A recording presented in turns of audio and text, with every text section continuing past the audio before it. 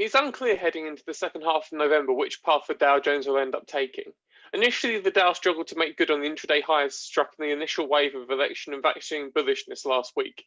However, it is poised to open at a record high this Monday. Can it close above 30,000 before the month is over? The astounding rally that greeted the reports that BioNTech Pfizer vaccine is 90% effective had petered out by the end of last week, only for claims from BioNTech CEO Ugur Sahin that the transmission of the COVID-19 will be reduced by maybe 50% following the vaccine rollout, itself leading to a dramatic reduction of the pandemic spread, to give investors another dose of positivity.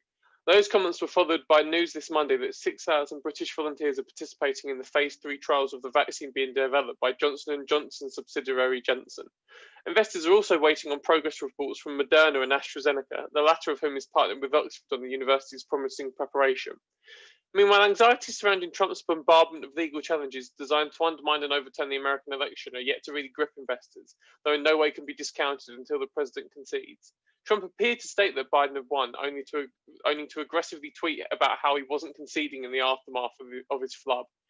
As for the challenges themselves, Trump and his team are still persisting with their legal heckling, though they have withdrawn a key part of their lawsuit in Pennsylvania, dropping the allegation that 682,479 mail-in absentee ballots were illegally processed. And then, as ever, there is COVID-19. When there aren't high-level distractions like the election or the vaccine, investors are left to reckon with rapidly rising cases, surging deaths, and the attendant economic crunch.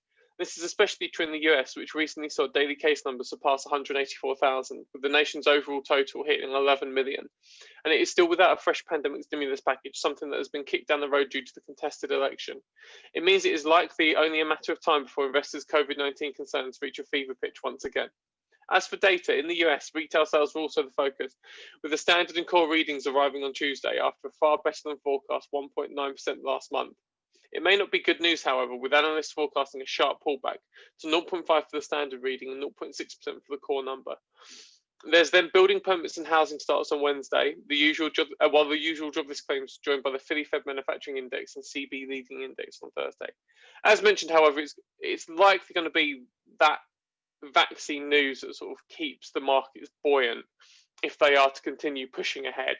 It would be great if this week did see an update from the Oxford AstraZeneca vaccine, which seems to be, after the BioNTech Pfizer one, perhaps the most likely vaccine to produce, to be the most effective treatment battling the pandemic. It's unclear, however, whether a progress report will come this week or next week, which does still give, that still is in the next 2 weeks. It still gives the Dow Jones a fairly decent chance of closing above 30,000, given that it's only around 1,300 to 1,500 points away from that level, which in a good week the Dow Jones can clear easily.